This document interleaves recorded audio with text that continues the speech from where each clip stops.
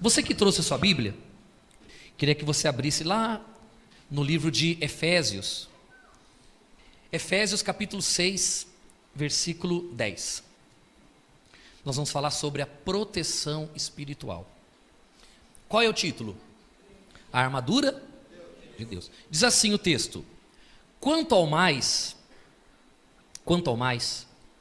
sede fortalecidos no Senhor e na força do seu poder, revesti-vos de toda a armadura de Deus, para poderdes ficar firmes contra as ciladas do diabo, porque a nossa luta não é contra o sangue e a carne, e sim contra os principados, as potestades e contra os dominadores deste mundo tenebroso, contra as forças espirituais do mal nas regiões celestes.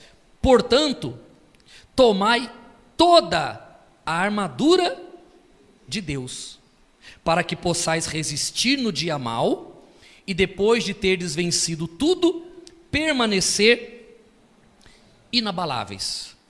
Então, a Bíblia aqui, ela nos orienta a nós nos revestirmos da armadura de Deus, de toda a armadura de Deus.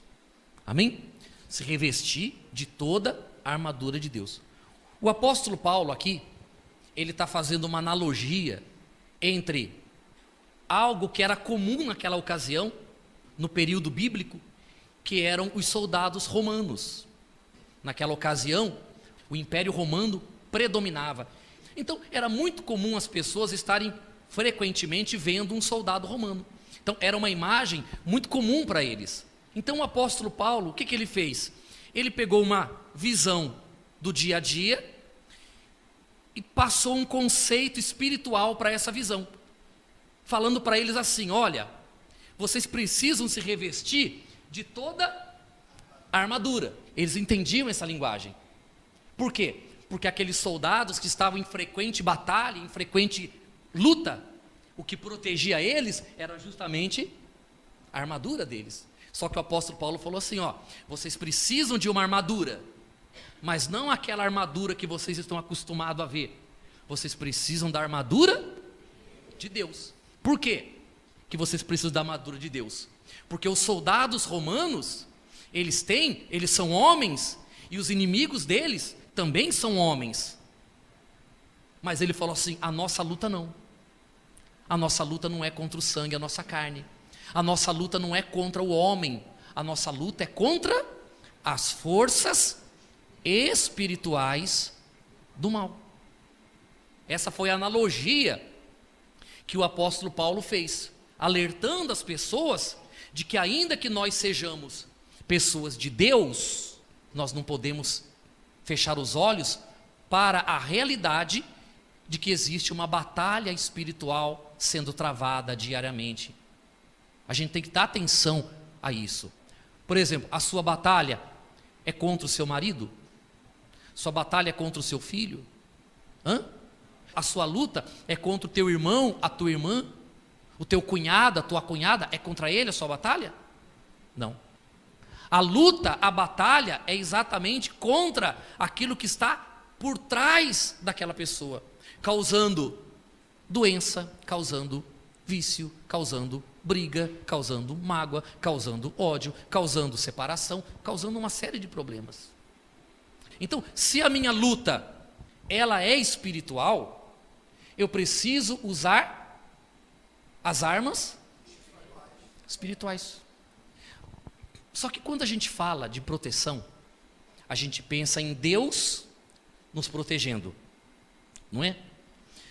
Mas quando a Bíblia fala sobre proteção espiritual, ela está falando de um comportamento cristão que impede o mal de agir na nossa vida. Porque a grande verdade é que Deus, Ele quer proteger, quer guardar, quer livrar a nossa vida de todo mal. Só que, o que é que então possibilita o mal de entrar na vida da pessoa. Porque daí a gente poderia pensar o seguinte: poxa, Deus falhou comigo. E na verdade o problema não é de Deus. Quando a gente fala de proteção espiritual, nós temos que pensar em nós e não propriamente em Deus. Porque o que dá acesso ao mal na nossa vida não é uma falha de Deus, mas é um comportamento nosso, são atitudes nossas que acabam dando espaço para que o mal venha agir na nossa vida. Está entendendo, sim ou não? Que o mal tem acesso para trabalhar na nossa vida. Então falar de proteção espiritual é falar de responsabilidade pessoal também. Você já ouviu falar de uma palavra chamada livre-arbítrio? A palavra arbítrio deu origem à palavra árbitro, ou juiz. Quem é o árbitro? Quem é o juiz? Ele é aquele que tem o poder de decisão. É ele que decide se continua, se não continua, se é falta, se não é falta, se foi gol, se não foi gol, se é pênalti, se não foi pênalti. Não é ele que decide? Vem todo mundo para cima dele, mas o que ele falou, está falado. Porque ele é o árbitro, ele tem o poder da palavra. Ou seja, eu tenho o poder de decidir. Só que, atenção, para toda ação há uma reação proporcional inversa. É o que diz a ciência. Toda ação gera uma reação. Então, eu tenho livre-arbítrio? Tenho. Mas eu tenho que ter consciência de que a minha ação vai gerar reação. Toda causa gera uma consequência. Então, eu tenho livre-arbítrio. Eu tenho o direito de agir. E a proteção de Deus na minha vida, ela está baseada nesse livre-arbítrio. Jesus falou o seguinte, olha o que Jesus disse: eis que estou à porta e bato. O que mais que ele falou? Aquele que ouvir a minha voz e abrir a porta, eu entrarei, cearei com ele e ele comigo. Então ele falou assim: eu estou à porta e bato. E eu aguardo que alguém faça o quê? Abra a porta. E se a pessoa não abrir a porta? Ele não vai invadir a tua vida. Porque ele diz que quem invade é o ladrão. Ele diz que o diabo invade. Ele não invade. Ele espera que nós o convidemos. Então, nós decidimos se nós vamos querer Jesus na nossa vida ou se vamos permitir o mal na nossa vida. Eu queria que você abrisse a Bíblia lá no comecinho, no livro de Deuteronômio, o 5º livro do Velho Testamento, Deuteronômio 30:19. Posso ler? Diz assim, olha, versículo 19: os céus e a terra tomo hoje por testemunha contra ti, que te propus a vida e a morte, a bênção e a maldição. Escolhe, pois, a vida, para que vivas tu e a tua descendência. Então, de quem é a escolha? Deus coloca diante de nós a possibilidade da vida e da morte, a possibilidade das bênçãos e das maldições. Nós é que vamos, com a nossa vida, com o nosso comportamento, com as nossas decisões, vamos decidir se nós vamos ficar debaixo da bênção ou debaixo da maldição. Não é Deus que decide isso. Isso é uma decisão nossa. Bom, agora eu queria ler com você no livro de 2 Crônicas. 2 Crônicas 18, versículo 28. Fala sobre a morte de Acabe. Vocês já devem ter visto na televisão, em jornais, em livros, o mapa de Israel. Houve uma ocasião que aquele país chamado Israel, ele foi dividido em 2 países. Ele ficou dividido entre Judá e Israel. Judá teve como capital Jerusalém e Israel, a capital era Samaria. E esses 2 países se tornaram inimigos. Mas houve uma ocasião que eles fizeram alianças. Um rei era chamado Josafá e outro rei era chamado Acabe. E esses dois reis, eles eram de Deus. Apesar de estarem em conflitos, de não estarem se entendendo, de terem dado um golpe de estado, mas os dois eram de Deus. Tanto que tinha profetas profetizando em Israel e haviam profetas profetizando em Judá. Mas um desses reis, ele era de Deus, mas ele não temia a Deus. Ele não se importava com a vontade de Deus. Ele ia fazendo as coisas do jeito dele.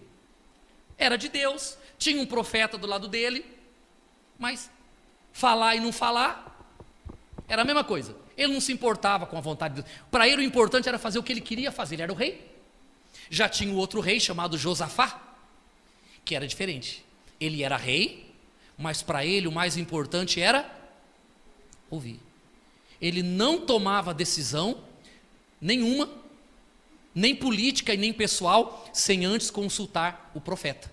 Porque ele queria saber se aquilo que ele estava pretendendo fazer, até ir numa guerra contra o inimigo, se aquilo agradaria a Deus ou não, se Deus estaria presente com ele nessa batalha ou não. Então, eram dois homens de Deus, mas com dois perfis diferentes. Um queria agradar a Deus e outro não se importava muito com a vontade de Deus. Bom, e esses dois reis fizeram aliança. Eles fizeram aliança, fizeram um tratado para ir numa batalha contra um rei, que era o rei da Síria, que era um inimigo poderoso, que só junto eles teriam possibilidade de vencer. Fizeram então aliança. Vamos ler agora que você já vai conseguir compreender melhor. Então aqui do versículo 28 para frente diz assim, olha, a morte de Acabe. Subiram o rei de Israel, Acabe, e Josafá, rei de Judá, a Ramote Gileade. Disse o rei de Israel a Josafá: eu me disfarçarei e entrarei na peleja. Tu, porém, traja as tuas vestes. Disfarçou-se, pois, o rei de Israel e entrou na peleja, na batalha. Ora, o rei da Síria, que era o inimigo, dera ordem aos capitães dos seus carros, dizendo: não pelejareis nem contra pequeno, nem contra grande, mas somente contra o rei Acabe, aquele que não queria fazer a vontade de Deus. O rei da Síria falou assim: olha, nós vamos nessa peleja, mas eu não quero que vocês lutem nem contra pequeno nem contra grande. Vocês vão pegar Acabe, o rei de Israel. Pega ele. E o rei de Israel, sabendo disso, fez aliança com Josafá e falou assim para Josafá: Josafá, você continua com as suas vestes de rei. É muito fácil identificar um rei, é ou não é? E eu vou me disfarçar para ir na batalha. Eu vou botar a armadura, vou botar o capacete, vou botar o peitoral, vou botar tudo, e vou, a espada, escudo, e eu vou me envolver com soldados, porque eu sou o alvo. E você fica como rei, você fica aí com a roupa de rei. Combinado? Combinado. Claro que o rei de Israel não falou para Josafá que a guerra era contra ele, que não era contra todo mundo. E foram os dois para a batalha. O rei de Israel, aquele que não temia muito a Deus, todo revestido de armadura. E Josafá, que era aquele que agradava a Deus, procurava fazer a vontade de Deus, com a roupa normal dele de rei. Tranquilo. Alvo fácil. Olha o que aconteceu. Versículo 31. Vendo os capitães dos carros a Josafá, disseram: esse é o rei de... Era o rei de Israel? Era o rei de Judá. O rei de Israel estava lá no meio do povo, com armadura, escondido, disfarçado. Mas os inimigos viram o homem lá vestido de rei e falou: aquele é o rei. Os inimigos não sabiam que Josafá e o rei de Israel tinham aliança, tinham feito um pacto. Não sabia. Então para eles aquele era o rei. Olha o que aconteceu. Vendo os capitães dos carros Josafá, disseram: esse é o rei de Israel. Portanto, a ele se dirigiram para o atacar. Josafá, porém, gritou. E o que aconteceu? E o Senhor o socorreu. Deus os desviou dele. Olha que bacana. Pessoal, não perda esse raciocínio não. Josafá, entre os dois reis, era aquele que temia a Deus. Fazia a vontade de Deus. O rei de Israel que não temia Deus, estava todo encapuzado no meio dos inimigos, para ter uma garantia de sobreviver.